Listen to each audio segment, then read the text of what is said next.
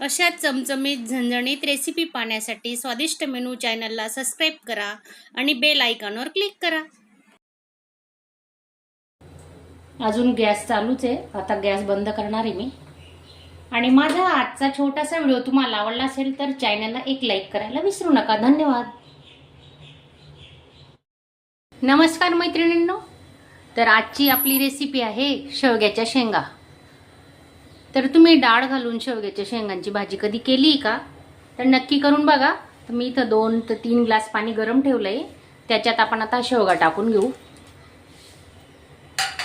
थोडं मीठ टाकून घेतोय.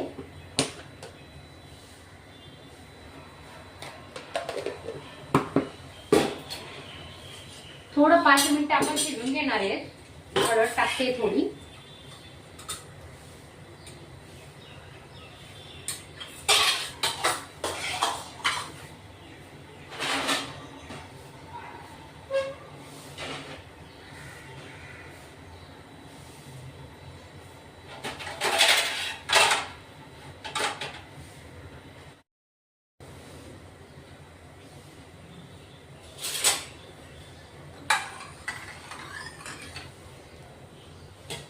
पाच मिनिटासाठी आपण आता मस्त थोडं शिजवून घेणार आहे.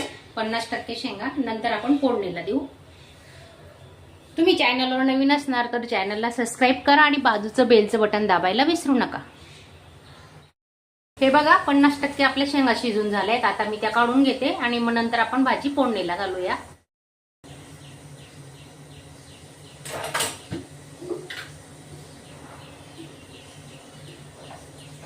त्याच कढईमध्ये आपण आता भाजी करतोय.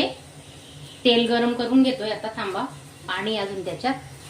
कालच मी लोणच्याचा व्हिडिओ अपलोड केला आहे. तुम्ही बघितला नसेल तर नक्की बघा. अगदी माझी आई करायची पारंपरिक पद्धतीने लोणचं केलेलं आहे आपलं.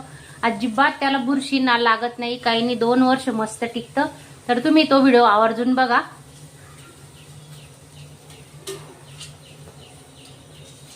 2 ते 3 पड्या तेल टाकून घेतोय आपण आता.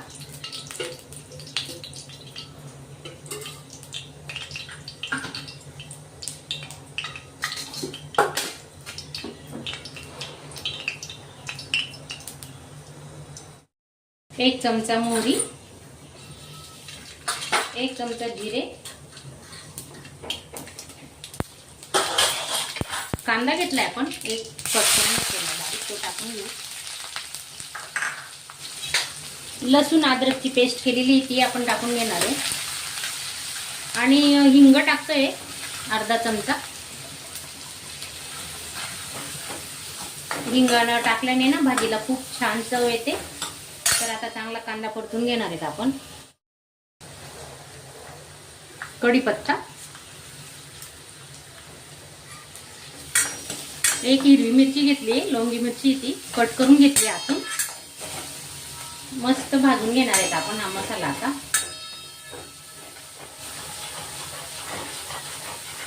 कुठलाही स्वयंपाक करताना भाजीला ना फोडणी चांगली बसली पाहिजे, तरच त्या भाजीला चांगली चव येते. छानपैकी कांदे आपले मस्त तेलात परतून झालेले आहेत. आता आपण टोमॅटो टाकून घेऊ.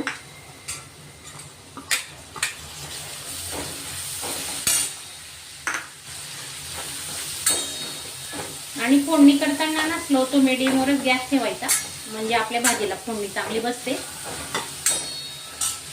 आता आपण शेंगा शिजवताना मीठ टाकलं होतं. आता आपण थोडं मीठ टाकतोय अजून.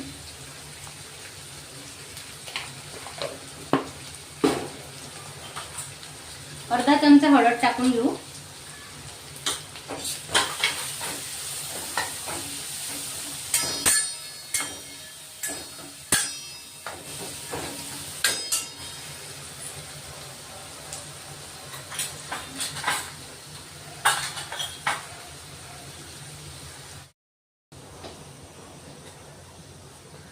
एक चमचा धणे पावडर घेतलंय.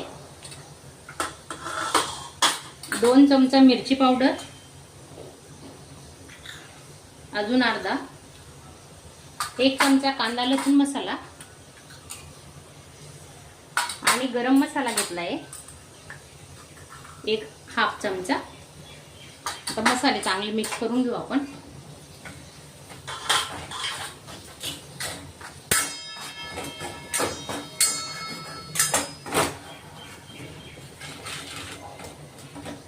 अजिबात कुठल्याही प्रकारचं वाटण न करता आपण ही भाजी रस्सावाली भाजी बनवतोय.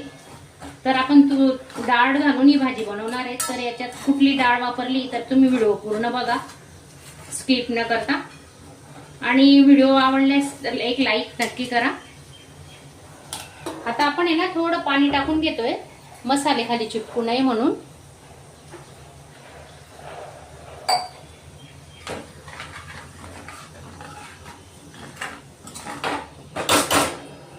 दोन ते 3 मिनिटांसाठी झाकून ठेवू, चांगलं मसाल्याला तेल सुटेपर्यंत. स्लो गॅस ठेवलाय. मसाल्याला किती छान तेल सुटलंय. त्याच्यातच आपण कोथिंबीर टाकून घेतोय.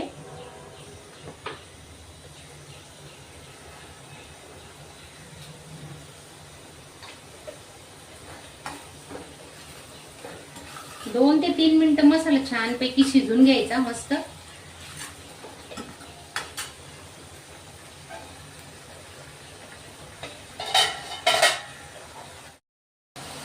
मसाल्याला छान तेल सुटलंय. आता आपण शिजवलेल्या शेंगा आहे त्या 50% शिजवलेल्या शेंगा त्या टाकून घेणार आहे.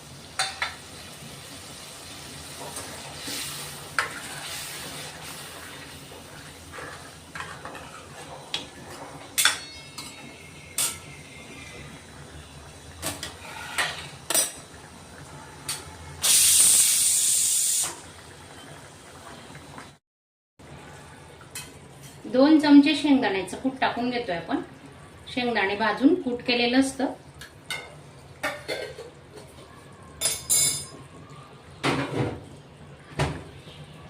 माझ्या या साध्या सोप्या रेसिपी अगदी घरातल्या साहित्यापासूनच बनवलेल्या असतात.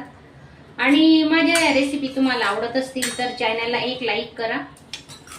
आणि तुम्ही नवीन असणार तर सबस्क्राईब करा.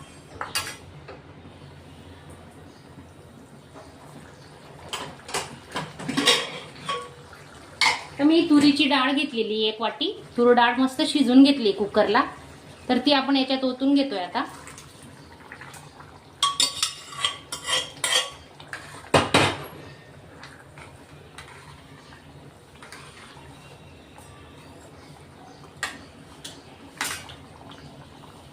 आणि शेंगांचं शिजवलेलं पाणी आहे ते बघा, तेच टाकून घेते आता आपण.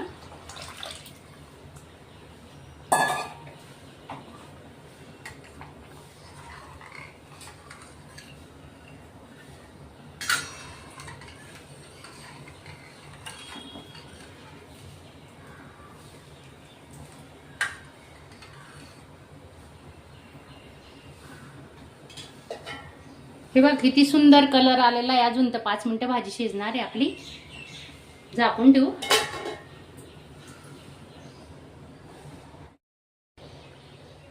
दोन मिनिटं झालेली आहेत बघा. किती छान तर्री आलेली आपल्या भाजीला. पाहू शकता तुम्ही. हे बघा, तुम्हाला दाखवते जवळून. हे पहा.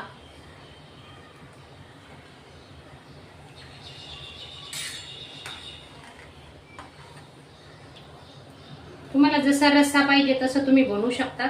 अजून आपण 2 ते 3 मिनिटं गॅस चालूच ठेवणार आहे.